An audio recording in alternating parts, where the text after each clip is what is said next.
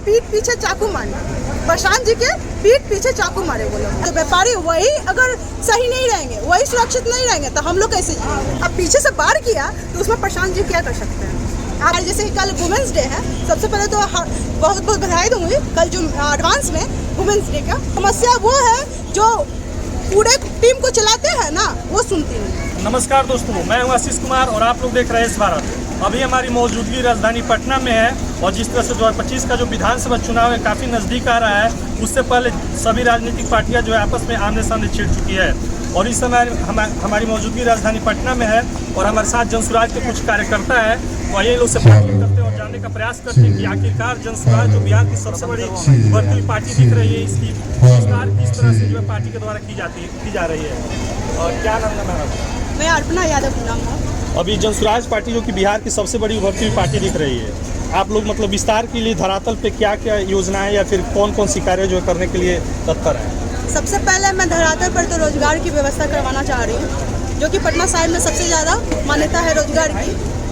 सबसे ज़्यादा हब है बिजनेस के मामले में पटना सिटी में, पटना शहर में जो जिसको बोलते हैं, सबसे ज़्यादा रोजगार की वही व्यवस्था होनी चाहिए। और बिहार में तो पूरी बिहार में होनी चाहिए, सिर्फ पटना शहर में नहीं, क्योंकि पटना पूरे बिहार से ज़्यादा पटना शहर में जो होते हैं ना कि एक बिजनेस है, वो हब है, वहीं पर रोजगार की व्यवस्था नहीं है।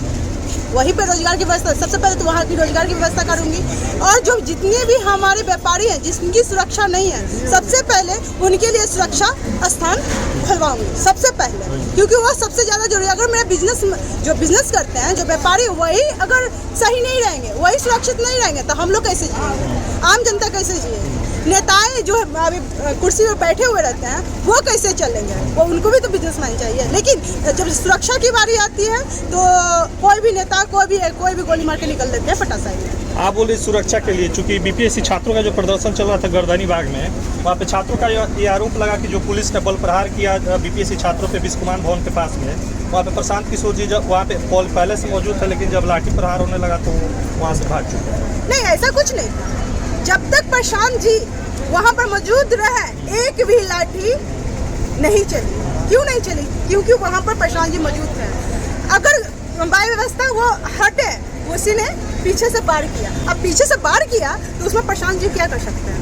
आपके पीछे से कोई वार कर देगा, आप क्या कीजिएगा? कुछ नहीं कर सकते। वो पीठ पीछे चाकू मारे, प्रशांत जी के पीठ पीछे चाकू मारे वो लोग, स्टैंड पे पीछे चाकू मारे, और कुछ नहीं किए। वो पलायन को रोकने के लिए आप बोल रहे रोजगार पे सबसे मतलब ज़्यादा काम करेगी जनसुराज। पलायन को रोकने के लिए कौन कौन सी योजनाएं हैं जो आपको धरातल पर उतारना चाहिए सरकार आने के बाद? सबसे पहले रोजगार के लिए जितने भी हमारे जो बाहर गए हुए हैं, चीनी मिल, जो राइस मिल, सबको ओपन करवाओ, क्योंकि वहीं से सबसे ज़्यादा मेरी व्यवस्थित है, वहीं से सबसे ज़्यादा रोजगार मिले।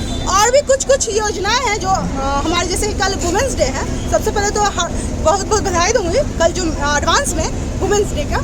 और जो हमारे जो जितनी भी लेडीज़ हैं उनको रोजगार चाहिए। उनकी कोई मतलब ये होता है ना कि कला तो है लेकिन पैसा नहीं है, उसके लिए हमारे जो जनसुराज है वो पैसे की जो लोन की होती है वो उपलब्धि करवाएंगे। ये जनता हमारी जो दर्शक देख रहे कैमरा पे, कैसे माने मतलब ये क्या चुनावी वादे हैं या फिर धरातल पे भी आप लोग उतारिएगा इस चीज़ को?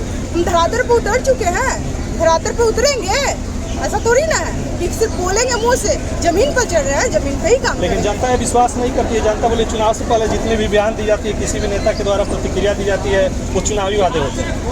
देखिए, लोग जनता नहीं बोलती है, ये कुछ कार्यकर्ता होते हैं, अदरवाइज लीडर के जो होते हैं, जो बड़े बड़े बैठे होते हैं, वो उनकी समस्या होती है। ठीक है, ये हमारे आम जनता नहीं बोलती है। मैंने भी कल मतलब इधर रोज जा रही हूँ आम जनता के पास, वो बोलते हैं कि वो लोग तो पूछने तक नहीं आते, बोलना तो दूर की बात, पूछने भी नहीं आते कि हो क्या रहा है मेरे साथ, पूछने तक नहीं आते हैं। तो समस्या हमारे आम जनता की नहीं है, आम जनता सुनती है, सब क्या समझती है। ये समस्या वो है जो पूरे टीम को चलाते हैं ना, वो सुनती नहीं। बहुत बहुत धन्यवाद। बहुत